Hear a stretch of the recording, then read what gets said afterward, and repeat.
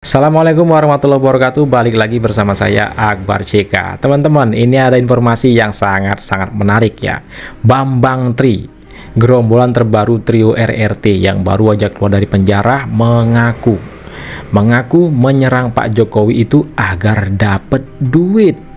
Nah, yang mengejutkannya lagi, ide untuk menyerang Pak Jokowi agar mendapatkan uang, dapatkan donasi, itu ide dari Rismon ya. Nah, sebelum kita ke videonya, jangan lupa like, subscribe, dan share. Tanpa berlama lagi, langsung aja kita saksikan videonya berikut ini.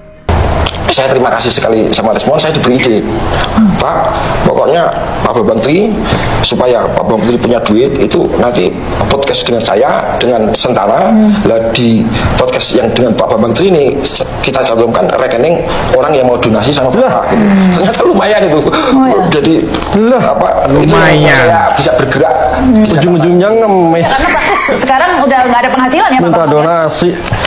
Saya itu ninggalin utang di penjara aja 15 jutaan itu sama teman-teman di penjara itu. Ya itu beli makanan aja untuk gitu. Ujung-ujungnya minta donasi. Thanks to Rismon itu. Gitu. Oke, boleh kalau gitu nanti kita tulis juga itu. Ya itu yang mau saya ngomongkan sama. Waduh, udah gak punya malu guys. Ngaku nyerang Pak Jokowi demi mendapatkan duit ya, dapetin donasi, itu ide dari Rismon. Lagi-lagi Rismon biangnya ya, mereka menyerang Pak Jokowi agar dapat duit teman-teman. Wih, biadab. Jumlah yang sudah masuk sampai hari ini sejak dibuka ya kira-kira 50 juta. 50 juta. Ya, yang 25 juta sudah saya gunakan untuk membayar hutang-hutang saya selama saya di penjara. 25 juta bayar jadi hutang. Selama di penjara banyak utang, Pak. Banyak utang, ya. Pinjam, ya. Terus, Pak. Terus selebihnya kira-kira 15 jutaan ya habis untuk biaya kita kemarin kemana-mana itu.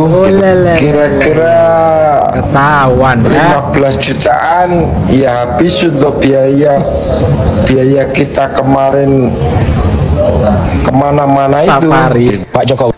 Pengakuan dari Bambang Tri ya, sudah mengumpulkan uang 50 juta dari menyerang Pak Jokowi, dapat donasi dan lain-lain, podcast juga teman-teman ya. Bayangin aja, seorang Bambang Tri bisa ngumpulin uang 50 juta nyerang Pak Jokowi. Nah, gimana dengan Roy Suryo, Rismon, Tifa, dan yang lain-lain itu yang menyerang Pak Jokowi? Berapa banyak duit yang mereka dapetin? Luar biasa ya, terbongkar semua. Mereka ini menyerang Pak Jokowi demi mendapatkan duit, cari makan dari nyerang Pak Jokowi. Astagfirullah, memalukan. Dendam banget siapa Kosinudin ini terhadap Pak Jokowi ya. Karena HTI dibubarkan. Kaum yang minta Jokowi menunjukkan ijazah, Jokowi bongkar ijazahmu, saya bayar pajak, saya berhak minta kamu bongkar ijazahmu. Ada aja yang kayak begitu. Coba kita luruskan. Lagi pula dia bayar pajak berapa sih pikirannya? Dia bayar berapa, terus dia dapatkan servis dari negara untuk keamanan, pertahanan, bikin jalan, pendidikan, kesehatan. Jangan-jangan negara lebih banyak bayar ke dia dibanding dia bayar ke negara. Kita luruskan. Negara itu tidak menerima ketengan. Anda minta Jokowi bongkar ijazahnya, terus negara harus mengikuti permintaan Anda secara ketengan. Ya tidaklah. Cara negara memutuskan adalah berdasarkan konsensus, jika tidak dari voting, dari suara mayoritas. Apakah Anda bagian dari suara mayoritas? Sejauh ini yang saya lihat, yang kekeh minta Jokowi bongkar ijazah adalah anak Abah dan kawan-kawan, dan itu bukan mayoritas. Mayoritas kemarin Pilpres dan pemilu yang paling banyak memilih adalah Prabowo Gibran, sebelumnya Jokowi. Ini yang tadi maksa Jokowi bongkar ijazahnya siapa? Jadi negara tidak bisa terima permintaan orang satu persatu, perseorangan, ketengan, harus didasarkan proses konsensus dengan mempertimbangkan suara mayoritas, karena orang satu persatu, grup satu persatu itu bisa ribut, bisa konflik, yang satu maunya merah, satunya maunya hitam. Anda votingnya menang nggak? Itu yang maksa-maksa Jokowi bongkar ijazah. Yang jelas berdasarkan aturan, Jokowi sebagai individu berhak untuk menolak permintaan itu. Dan ketika Jokowi nyalon menjadi gubernur, wali kota, presiden, negara sudah meneliti ijazah Jokowi sehingga bisa dia menjadi presiden, wali kota, gubernur. Anda siapa maksa-maksa mengatakan Jokowi ijazahnya palsu? Anda siapa? Hei, Anda siapa? Seandainya tadi kalimat itu keluar tahun 2015, tahun 2016, barangkali Pak Jokowi sudah menunjukkan ijazahnya kepada masyarakat. Tolong Pak, lihat KTP, lihat ijazah, ditunjukkan kok. Cuman ini kan beda, gantung Jokowi, jangan, ya nggak mau lah Pak Jokowi. Karena nggak ada hukum untuk mengatur bahwa dia harus menunjukkan ijazah, kan? Adili, bukan no, adili Pak. Iya, gak kan gantung kalimatnya adili. Ada kalimatnya gantung. Adili, gantung, ada kok. Gantung Jokowi, gantung Jokowi, sekarang juga. Maksud saya kita kan ketemu sama orang yang memiliki karakter seperti Pak Jokowi yang kalau sudah begitu ya dia nggak akan melawan gitu loh. Memang ada orang tua di antara kita ini misalkan ya sudahlah, ketimbang repot-repot tunjukkan saja, ada gitu. Tapi kalau ketemu seperti Pak Jokowi ketika merasa tertantang ya sudah, kalian mau apa ayo gitu kan. Maksudnya begitu. Nah tapi kita ini cenderung kadang melihat persoalan Pak Jokowi ini seperti menggunakan teori kekuasaan, Pak. Kita melihat Jokowi itu sebagai presiden. Kita tidak pernah melihat Jokowi sebagai waktu beliau bekerja di Aceh menggunakan ijazah S1 kan. Ya nggak mungkin diterimalah di perusahaan itu. Perusahaan itu memang khusus tenaga kerja yang merekrut para ahli-ahli yang lulus sarjana kehutanan pada tahun 1986 itu di Aceh.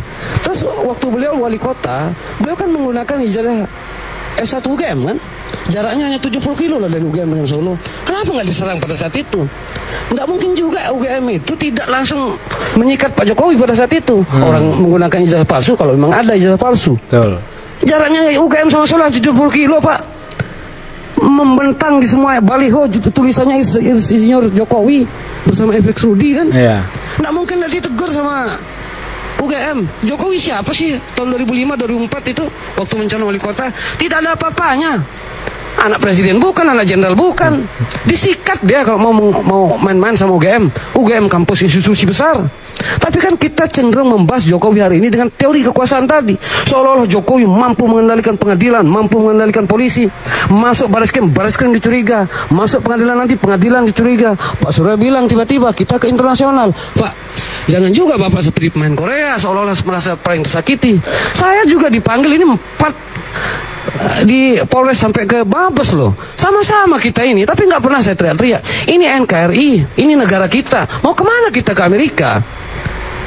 Pakai harus dibantu-bantu oleh lembaga internasional, nggak bisa lah begitu Mas. Ayolah, saya pun mempertanggungjawabkan perbuatan saya.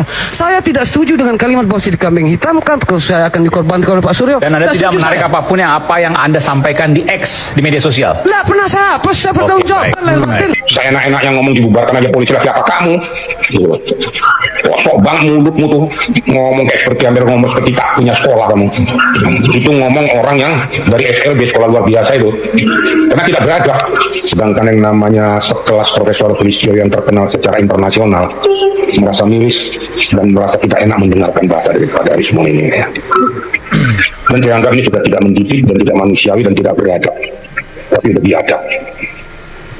Tanggapan Irjen Riki Sitohang, Purnawirawan ya, yang mana Rismon minta polisi itu dibubarkan.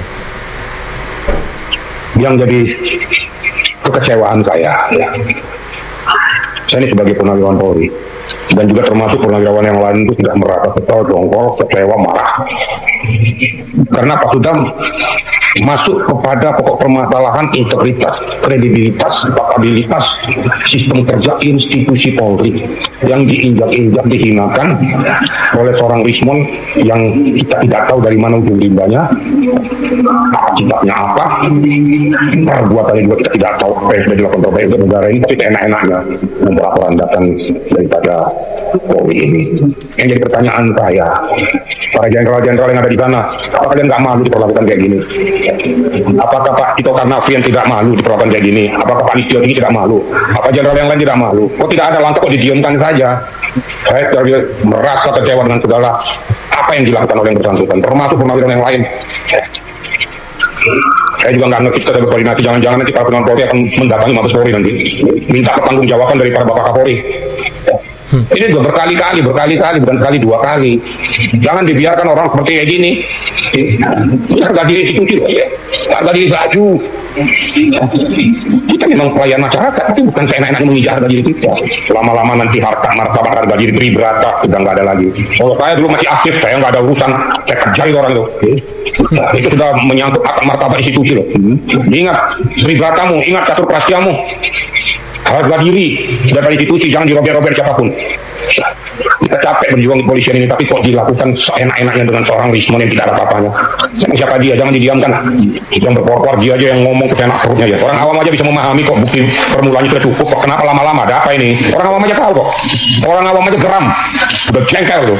Kalau diandainya hukum kita ini hukum barbar itu selesai tuh. Saya jadi bertanya, ada apa kok? Kenapa? Siapa yang menghambat ini semua? Siapa yang menghalangi ini semua? Jangan dibiarkan manusia kayak gitu berkeliaran terus. Kasihan nanti para anggota-anggota di lapangan, karena tidak ada lagi harga dirinya. Nah, itulah video kita kali ini. Silahkan ketik komentar kalian di kolom komentar, teman-teman ya. Tadi Bambang Tri sudah mengakui menyerang Pak Jokowi itu demi mendapatkan duit. Dia bisa bayar utang, bisa bersafari kemana-mana dengan Rismon CS. Ketahuan ya. Nah, seperti Roy Suryo, Rismon Tipa yang terus-terusan serang Pak Jokowi udah berbulan-bulan sampai dengan saat ini. Berapa duit yang mereka dapatkan? Kalau Bambang Tri aja baru-baru ini keluar dari penjara, kembali lagi menyerang Pak Jokowi, dapat donasi, dapat uang dari podcast dan lain-lainnya, itu udah ngumpulin uang 50 juta. Kan luar biasa. Mereka ini makan dari menjual nama Pak Joko Widodo. Nah, itulah sedikit informasi yang bisa saya sampaikan di video kita kali ini. Jangan lupa like, subscribe, dan share. Saya Barceka mohon undur diri. Assalamualaikum warahmatullahi wabarakatuh. Salam sehat selalu. Bye-bye.